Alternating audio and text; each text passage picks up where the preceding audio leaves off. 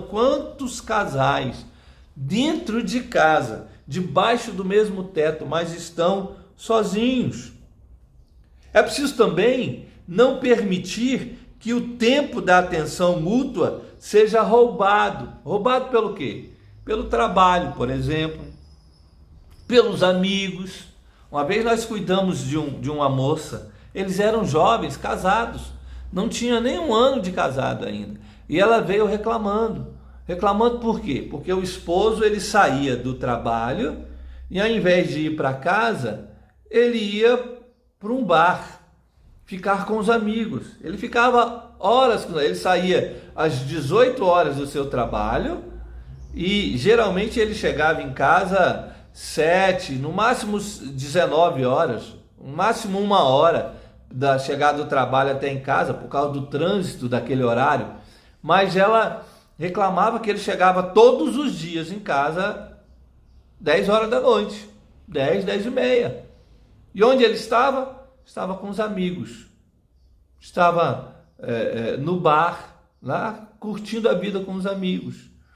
Não dava atenção. Quando chegava, a esposa já estava cansada, já queria dormir.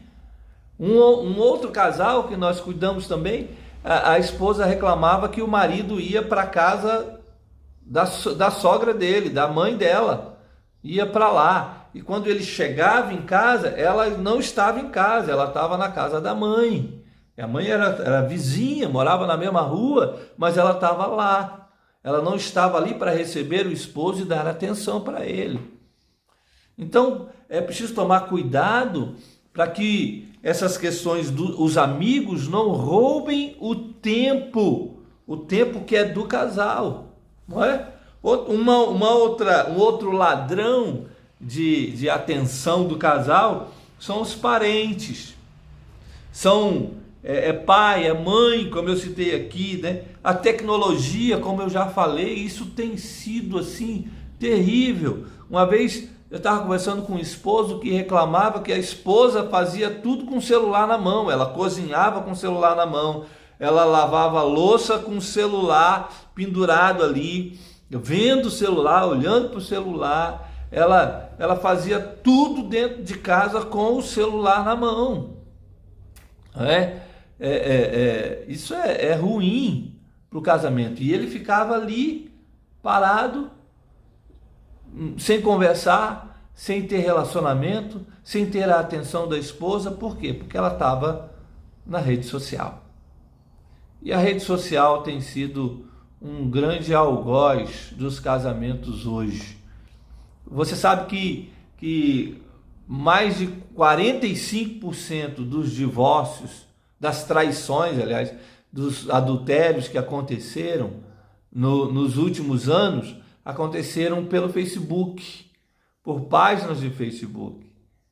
É preciso tomar cuidado com essas coisas, não é? A rede social é boa, ela é bênção, mas é bênção até que eu não a torne maldição na minha vida. É bênção até que eu não exagere, não é? O exagero, o diabo é o pai do exagero. Tome cuidado com o excesso da rede social que tem roubado a atenção do seu esposo, da sua esposa no seu casamento. A rede social tem feito muitos casais solitários dentro de casa. Uma vez nós fomos visitar um casal e a gente ficou assim, sem saber o que fazer, porque a uma certa hora ela estava na cozinha com o celular e ele estava na sala com outro celular.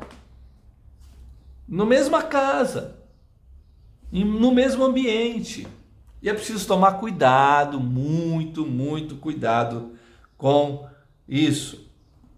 Bom, é preciso buscar o prazer na atenção mútua. Buscar a alegria na atenção mútua do casal. Como? Primeiro, alegrando-se nas concordâncias, naquilo que vocês concordam, naquilo que vocês convergem juntos, naquilo que vocês pensam iguais. Fiquem alegres nisso e conversem sobre isso e dialoguem sobre isso, não é? e compartilhem isso. Mas é preciso também buscar a harmonia naquilo que vocês divergem, nas discordâncias. Buscar a harmonia naquilo que é discordante, naquilo que vocês pensam diferente. Às vezes, alguns casais acham que essas diferenças são prejudiciais no casamento. Não, Deus nos fez diferentes. E as diferenças são bênçãos dentro do casamento, porque as diferenças, elas não nos separam, elas nos completam. Quando nós harmonizamos pela palavra de Deus as diferenças de um casal, nós estamos harmonizando o casamento. E aí nós celebramos essas diferenças. Por quê? Porque as diferenças diante de Deus, elas servem para nos unir e não para nos separar. Uma outra coisa que eu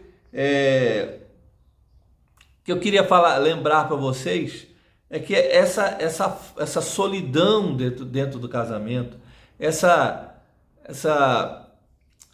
falta de atenção do marido para com a esposa, da esposa para com o marido, ela gera conflitos que quase são insolúveis, assim, são difíceis de resolver, muito difíceis. Por quê? Porque o casal não conversa, porque o casal não dá atenção, não presta atenção um no outro, porque existe uma solidão dentro do casamento. Quando a solidão invade a casa, ela invade também a alma, e aí a pessoa se sente incompleta, solitária dentro de casa, às vezes dentro do próprio quarto, se sente solitária, se sente solitário. Há uma solidão dentro da alma dessa pessoa. E uma vez nós estávamos conversando com um casal, e ela estava reclamando do marido, que o marido, ele trabalhava com projetos, né? Ele era projetista, e ele chegava em casa, dava um beijo na esposa, dava um beijo no filhinho, e ia para o quarto, se trancava no quarto e ficava lá com o computador fazendo os seus projetos. Chegava do trabalho e ia para o quarto trabalhar em projetos.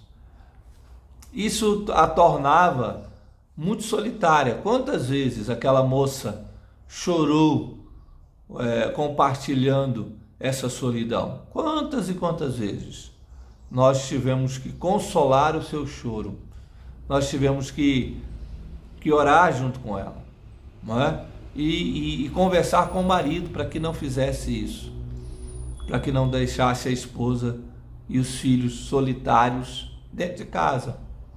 Um outro casal que a gente são alunos nossos, eles têm problema de uma conversa burocrática, não é? Eles até conversam, eles até se comunicam dentro de casa, mas aquela conversa burocrática das contas que tem que pagar, da escola do filho, o filho que deu problema na escola,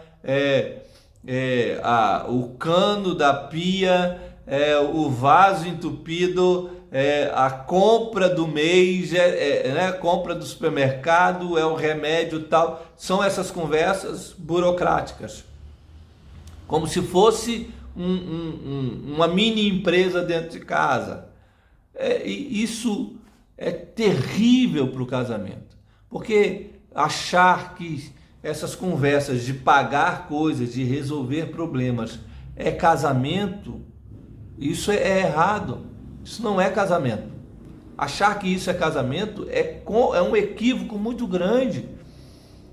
Não, é preciso ir na profundidade, é preciso conhecer o outro, é preciso se relacionar, é preciso estar junto, esperto do outro, é preciso dar atenção para o outro, para que você o conheça, para que você não tenha uma conversa burocrática dentro do seu casamento, como se vocês fossem dois sócios. E vocês não são sócios, vocês são marido e esposa. Deus os uniu.